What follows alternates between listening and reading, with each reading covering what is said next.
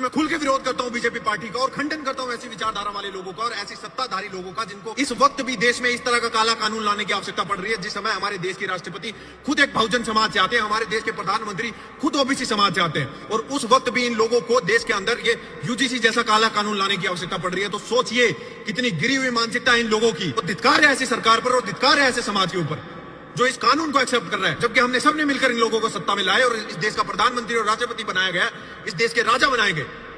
और कितने आप विष्णु तिवारी देखना चाहते हैं जिनके ऊपर झूठे SC/ST के केस लगेंगे और जो अपने 10-20 साल अपनी जेल में काटेंगे, उनकी सारी जवानी चली जाएगी, उनकी सारी जमीन चली जाएगी, उनका सारा परिवार खत्म हो जाएगा। उनके ऊपर झूठा ST/SC एक्ट लगा जिसके बाद उनको 20 साल जेल में रहना पड़ा। जब वो जेल में थे तो उनकी माँ, उनके बाप, उनके 2 भाई हार्ट अटैक से मर गए। पता चला घर वालों की अटैक से मतलब मौत हो गई, 2 भाई मर गए, माँ बाप खत्म हो गए। तो हम इस तरीके से फिर मानसिक तनाव में, टेंशन में रहने लगे। उसमें लिखिए कि SC/ST लगाने वाला अगर झूठा पकड़ा जाता है तो उसको भी 10 और 20 साल की सजा मिलेगी। शेड्यूल कास्ट के लोगों के पास ब्रह्मास्त्र है।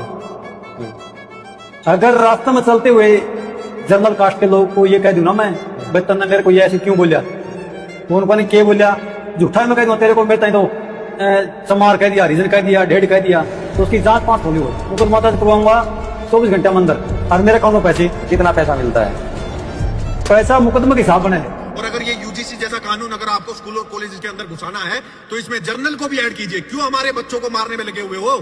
अगर मारना ही है तो हमें 1-1 गोलियां दे दो।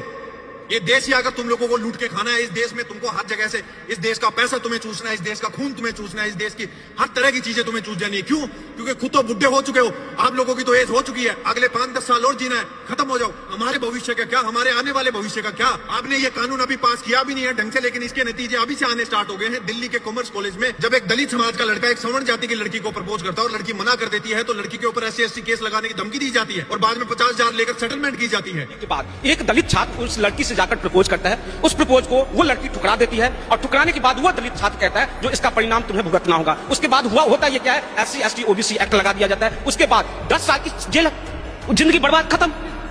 बाद में वो निगम पार्षद जब देखा मेरे पास अब कोई चारा नहीं है तो उस जो दलित छात्र था उसके घर पे जाकर समझौता करने के लिए 50,000 रुपया जमा करके उसके हाथों में थमा के तब समझौता करके आया। आप बताइए, इस तरह की कानून, काले कानून बनाने का दुष्परिणाम अभी से आना। किसी सवर्ण जाति के ऊपर किसी तरह का कोई इल्जाम लगा देता है तो हमारा खून अभी इतना ठंडा भी नहीं हुआ है कि हम हाथ जोड़ के उसके सामने घुटने टेक लें। आप सिर्फ दंगे और नफरत फैलाने का काम कर रहे हो, हम हिंदुओं को बांटने का काम कर रहे हो। क्योंकि ये लोग भी हमारे लोग हैं, ये लोग भी हिंदू हैं, जितने हम हैं उतने ही वो भी हैं, लेकिन सरकारें हमको बांटने में लगी हुई हैं और यही राजनीति हमारे देश के लोग समझ नहीं पा रहे हैं।